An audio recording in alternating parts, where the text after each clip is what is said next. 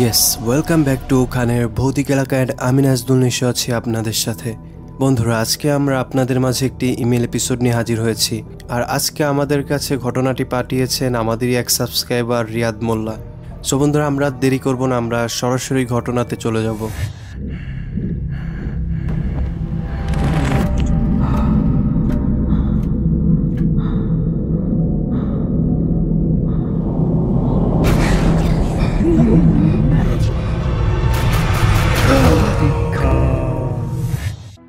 আমি রিয়াদ। ঘটনাটি 3 থেকে 4 বছর আগে আমার মামার সাথে ঘটেছিল। ঘটনাতে আমি মামার ভাষাতেই লিখলাম। তখন রাত 1টা বাজে, দোকান বন্ধ করব। হঠাৎ মোবাইলে একটি কল এলো। দেখি বন্ধু শাইন ফোন করেছে। ভাবলাম এত রাতে ওর ফোন, কাহিনী কি? ফোন ধরলাম।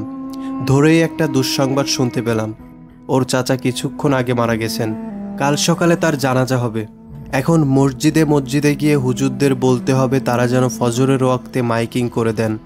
আমি ওর সাথে যেতে পারবো কিনা জানতে চাইলো। আমি এক কথায় রাজি হলাম। আধ ঘন্টার মধ্যে ওর বাসায় হাজির হলাম।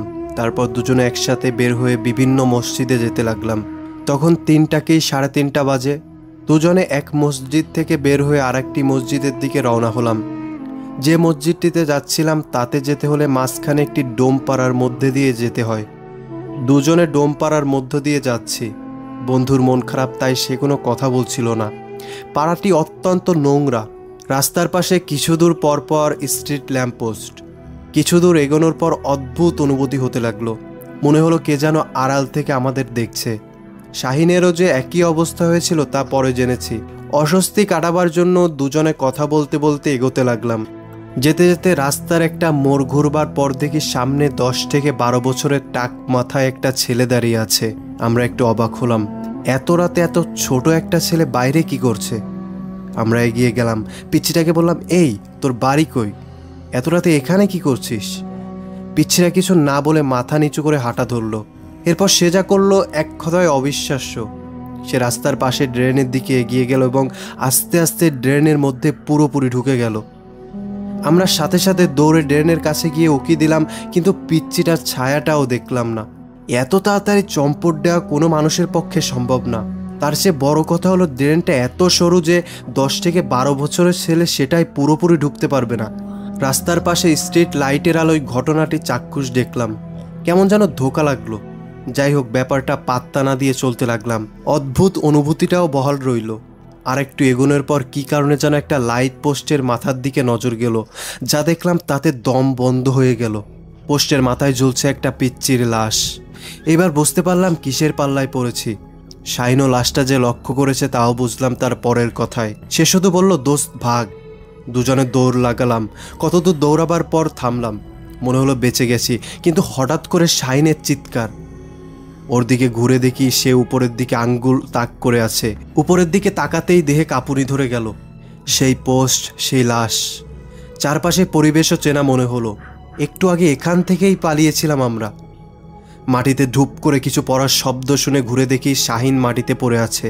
হঠাৎ করে বিটগুটে হাসির শব্দ শুনে পোস্টের দিকে তাকিয়ে যা দেখলাম তা আমরা কল্পনাতেও ভাবতে পারিনি। পোস্টের মাথায় কোনো লাশ নেই।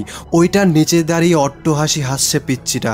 হঠাৎ করে সে হ্যাঁচকা টান দিয়ে নিজের মাথাটা ছিঁড়ে ফেললো। আলোতে স্পষ্ট দেখতে পেলাম চারপাশে রক্ত ছিটে পড়ল।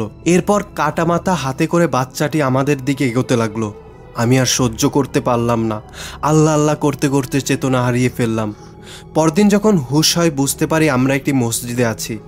পরবর্তীতে জানতে পারি যে ফজরের ওয়াক্তে মসজিদে আসার পথে আমাদের পড়ে থাকতে দেখে মুসল্লিরা আমাদের মসজিদে নিয়ে এসেছে। এটা ছিল সেই মসজিদ যে মসজিদের উদ্দেশ্যে আমরা রওনা হয়েছিলাম। ইমাম সাহেবের কাছে আমরা সব কথা বললে তিনি বললেন যে ওইটা ছিল খারাপ প্রকৃতির পেট, যা মানুষের পথ ভুলিয়ে দিয়ে এবং ভয় দেখিয়ে ক্ষতি করে থাকে। তিনি আমাদের রাতে বাইরে থাকতে নিষেধ করলেন।